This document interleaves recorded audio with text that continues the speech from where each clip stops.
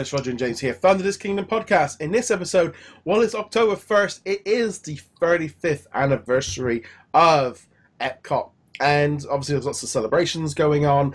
And I just thought, well, it'd be quite nice to kind of have a little bit of a discussion, a little bit about our history with Epcot and just have a kind of thing. So, first off, for me, instantly, actually, I flashed back to the Epcot 30th anniversary, where I took my wife to Disney for the very first, to Walt Disney World. It was her first day in the park. It was our anniversary. We were a couple of years married at that point. There was queues everywhere. You know, it was that kind of thing of that being the 30th anniversary and us being there on our anniversary and people saying hello because we had the badges on. It was her first experience.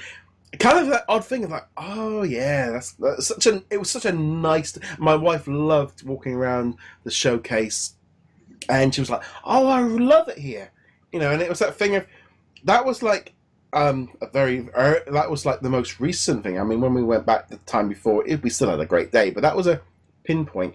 You know, I remember years ago, I'd been traveling around Central America, and I had one day in Florida, and I went to Epcot for the day. And then my parents, when we went with kids, my parents loved Epcot. We always went to Epcot. They loved it because it was their favorite park. It wasn't as big, but it was always that. It's always been that kind of for me now, and especially I think it's a bit older. There is something special about Epcot. There definitely is, and for me though, you know, my first experiences with Epcot were when I was younger. I was a kid. We're talking probably like 11, 12 years old and whatnot. And for me, as a kid, Epcot was boring as heck because there weren't any thrill rides at Epcot at the time. This was either pre-Test Track or maybe Test Track had opened, but it was too long a line for us to get into. So for little kid me, it was definitely like, oh, I'm just walking around. I think the highlight of Epcot was Michael Jackson's EO. The 3D adventure, you know, with all that stuff. But as I've gotten older, I've come to appreciate Epcot a lot more. It's still not like my favorite of the Disney parks, but I just love being able to go through, you know, all the different countries and seeing how they've implemented or integrated those little tiny slices of like France, England, Mexico, all this stuff, and now of course we do have Test Track there. We have Soarin', which is entertaining enough. So, and there's going to be stuff coming out there in the relatively near future. So, I was going to say, see, for me, we always used to have a laugh at the UK Pavilion. Oh, I'm sure, because it's awful. Because it is dreadful. It is. There's no attraction. It doesn't look like England. Right. It looks like England from 1960. They all still think we play with Paddington Bear. The Beatles are still performing. We haven't had a red telephone box in 30, 40 years. And the fish and chips are 3 times the price of what we'd pay at home. So literally, we walk around and going, why are you all... What? There's nothing here. It's awful. I thought that was the authentic London experience, to be honest. I thought the Beatles just played on every corner. It was one of those odd things. It's a bit like me going, if I was looking at the America area and going, that represents your country. Well, I'm going to be honest. It's the worst pavilion because it's basically just a McDonald's. Yeah, I mean that's a fairly accurate that's a fairly accurate representation. It's basically, you've walked around the one side, you couldn't find anything to eat because you don't like any foreign food, and so you're eating burgers and fries. That's basically what it comes down to of that area. Because for as an international guest, you would think that it would be a little bit more interesting in the Americas, because it's like well, I don't want to go see. I've never gone and seen any of these robots that do the president stuff in any of the parks. Because that seems like, no, didn't even, you know. I love the fact I've been to Disney World like 8 times. I've been to Disneyland twice. I have never seen these talking presidents. I've never been into the Hall of the Presidents, or if I was as a kid, I don't remember it. But it's odd. I mean, I love Epcot. It's always been a thing. An interesting thing was when I discovered peanut butter and jelly sandwiches in a Figment little box in Epcot. And that's, as a 8-year-old kid, that was my first experience of peanut butter and jelly sandwiches, and I still eat them to this day because of having them in a little Figment box meal as a kid. And that was it's that kind of, that's obviously for American life, but that's something that I literally go straight back to. Yeah, and that's totally understandable. There are a lot of very unique experiences at Epcot. You, of course, raised the point whether or not they're authentic experiences, and I suspect that if you look at the French experience, the Japanese experience, and so on, they're about as authentic as the UK experience, which is to say, not at all. Yeah. But they represent what American tourists expect to see in places like that, which, one thing or another. I do know that when I go down to Disney World with my friend, we always go to the UK Pavilion because she gets tea there for her mom. I don't know if the tea is... I think they sell the Twinings tea. So yeah. I suspect that, as a Brit yourself, you'd be kind of like, no, that's not actually tea. No. That's junk. But we always stop there. She always gets some tea for her mom. So go ahead. I always like the Japanese store because there's loads of geeky stuff in there.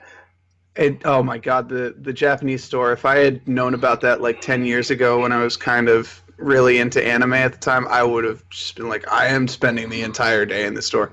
Even now, I'm kind of like, there's some cool stuff in here. Like last time I went, I got some very small little serving plates for sauces that you would dip whatever into, you'd have your fried rice and you dip it into the various bits. So I've got a couple of those. It's cool that they've got all the anime stuff and they've got the Hayao Miyazaki and whatnot, but yeah, it's definitely like stepping into a completely different world there. It's funny now because like when I was a kid and a teenager and stuff, it went to Epcot, it's fine. But when I went back, like let's say 5 years ago, I'd gone back in a different zone because now I had actually been to nearly all of those places in real life. I've been up the Tower at Venice. I've been to the palace in China. I've been to Japan. I've been to the pyramids in Egypt. Pyramids in Mexico. So it was really weird walking around going, it's like that, it's that thing of like, and I've actually been to all these places in real life. So it was like, suddenly then it's like, it is just very, very stereotypical of what it all is. Oh yeah, like I said, it's what American tourists expect to see when they go to these towns. Because I've been to the European places in real life. I haven't been to the Asian ones. I haven't made the trip across the Pacific. But yeah, even as an American tourist, I'm like, this Paris experience is, it's an experience. I mean, I think when Ratatouille goes in, it's going to be amazing. It's like, the thing is, I do feel like sometimes with those parks, they hide attractions in. I've been to Epcot 6 times. I didn't know there was a film in Paris till like 3 weeks ago. Yeah, because they just don't. They hide. So they kind of. It's so easy to have something hidden in in there that you wouldn't know about. I was there.